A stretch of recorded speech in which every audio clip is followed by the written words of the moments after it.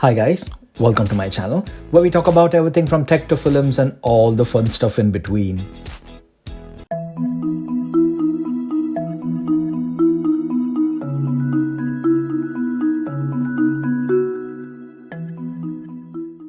So guys, in this video, I'm not going to compare the iPads, as if you are already here and watching this video, then you have already decided on the iPad Air 4.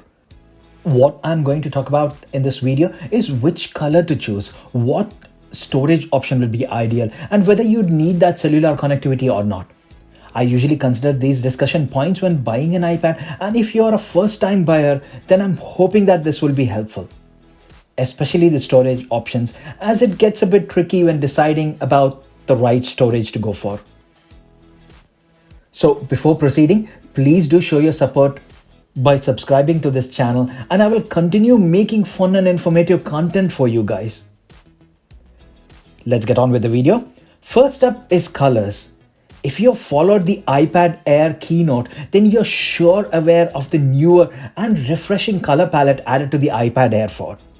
See, the Pro design was always offered in space gray or silver color options, but this time, besides the usual, you also get rose gold and two newer shades in the form of sky blue and green. The first not only for iPad Air 4, but any iPad ever. And needless to say, those two colors will be the most popular colors and will sell out first. However, no matter what color you choose, the front of the iPad will always be surrounded by black borders, unlike certain iPads where certain colors do get white borders. This is a good thing, as black borders blend nicely with the content, especially when you're watching videos. The letterboxing and the borders blend nicely together, causing less distraction when watching movies. And then I wouldn't get too hung up if your favorite color has sold out, as the iPad is a device which you always will use with a case on. And once it's in the case, then it's the case which defines the color of your iPad. Unless you use one of these magnetic cases. See, I use the iPad out of the case when I'm making videos or writing stuff or reading ebooks. So I sacrificed a bit of protection in favor of accessibility. This ZtoTop case has a magnetic back where the iPad just sticks on. It hasn't got much in terms of edge protection, but it's super easy to detach your iPad from the case, just as how you do it with your Apple Pencil. And then you can use your iPad in your hands and feel its form factor and color. I'm sure ZtoTop will offer similar cases for the iPad Air 4 as well, and if I find it, I will link it down in the description. Let's move on to the next and more interesting point. What storage option should you consider? Apple really gets a bit cheeky and clever in this aspect, as it doesn't offer the same storage options across its iPads which we would normally use for comparison.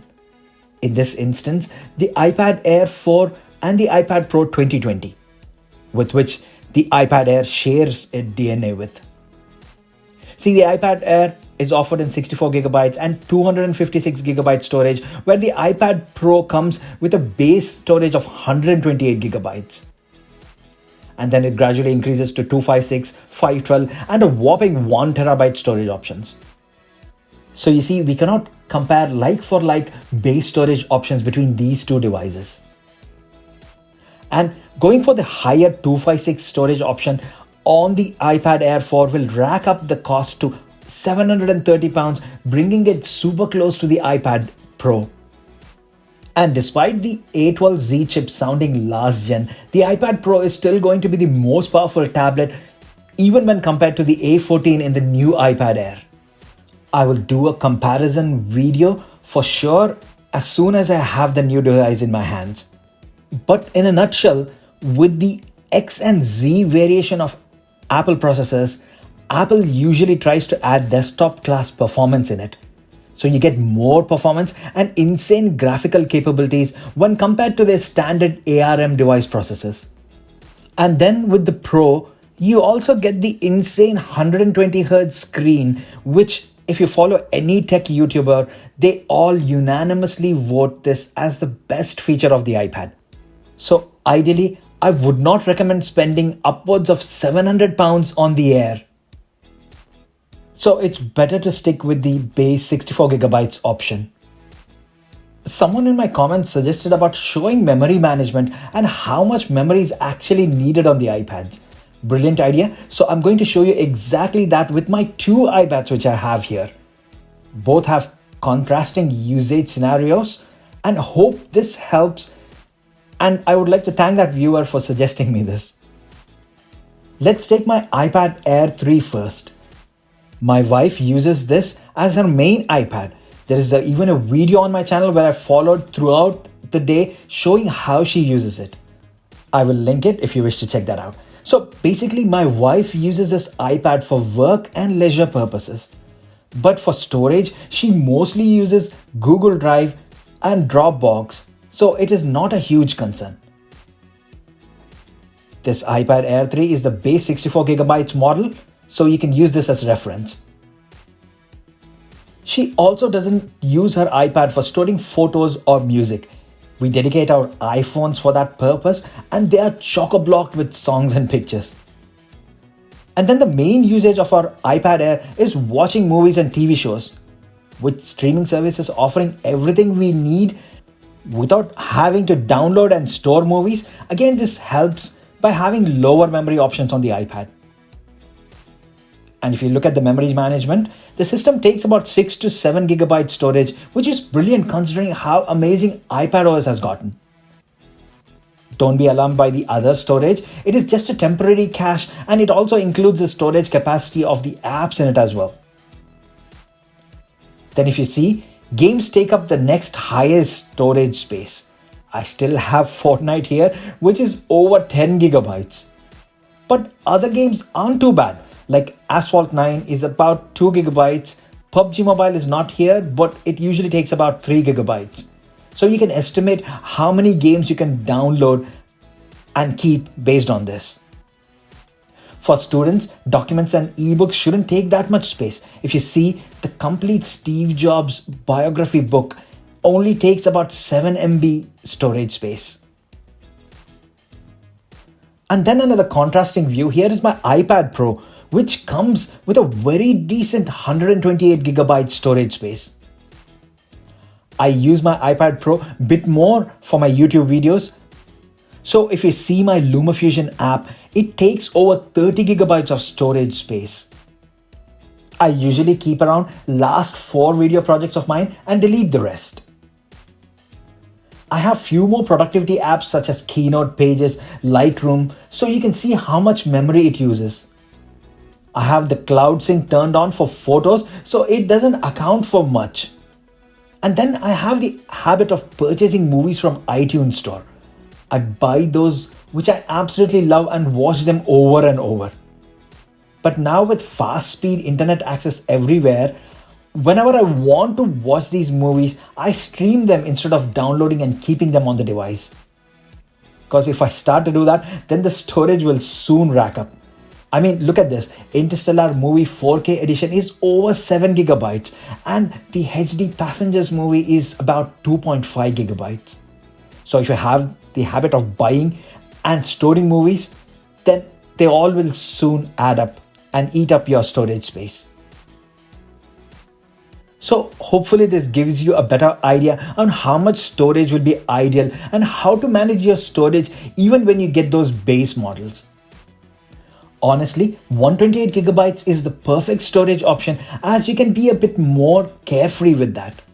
Whereas with 64 GB on the Air 4, you need to be a bit more cautious on how much stuff you're downloading and installing on your device.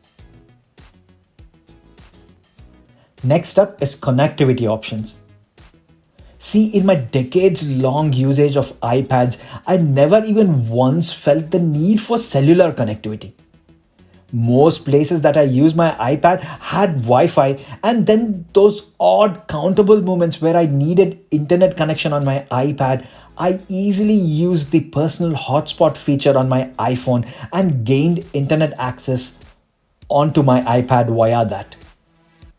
So unless you're a heavy data user, always use the iPad on the go and cannot share the data allowance from your mobile phone, then the cellular option is for you. For the rest of us, it's better to save that extra cash and invest on an accessory such as the Apple Pencil Gen 2. Which brings me to the accessories which you need to consider buying when you buy the iPad Air 4. See, a case is a must along with any iPad, so is a screen protector. And I'm going to do a video on that as soon as I get hands on the iPad Air 4. But for now, let's focus on the other accessories which will enhance your user experience with the iPad. First, let's talk about that Apple Pencil Gen 2. This is really a remarkable stylus input device, and if you're a graphic designer or an artist, then it goes without saying that you need to get this for sure. For the rest of us, I made a review video from a non-graphic artist perspective, so please do check that out. But in a nutshell, if you're a student or you use pro apps like LumaFusion, then the Apple Pencil will seriously help. Especially if you're a student, rough note taking with the Apple Pencil beats out any keyboard attachment, hands down. Talking about keyboard attachments, next accessory to consider is Apple's Magic Keyboard. If you're seriously considering to do away with your laptop and hoping to replace it with the iPad Air 4, then the Magic Keyboard is the one which provides that closest alternative. Having a trackpad included into the keyboard case provides that laptop-like feel. But you need to seriously consider your requirement if you're really going to use it extensively, as the cost of this case is almost closer to a full-blown 8th generation iPad. And if you're just looking for a keyboard case, then there are cheaper third-party alternatives, including Apple's own Smartfolio keyboard case.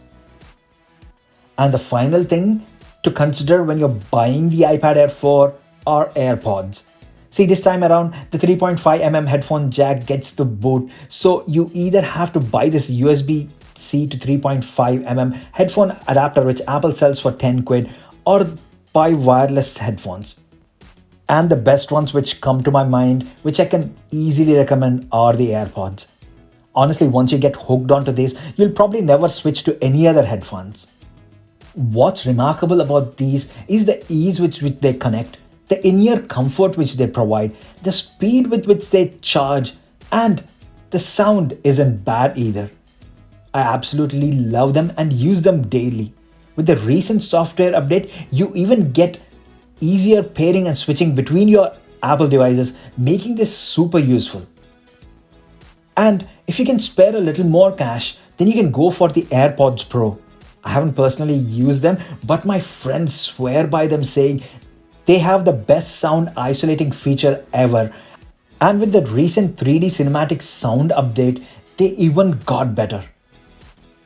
So there you go guys, everything you need to consider whilst buying that iPad Air 4. Hope you found this video useful.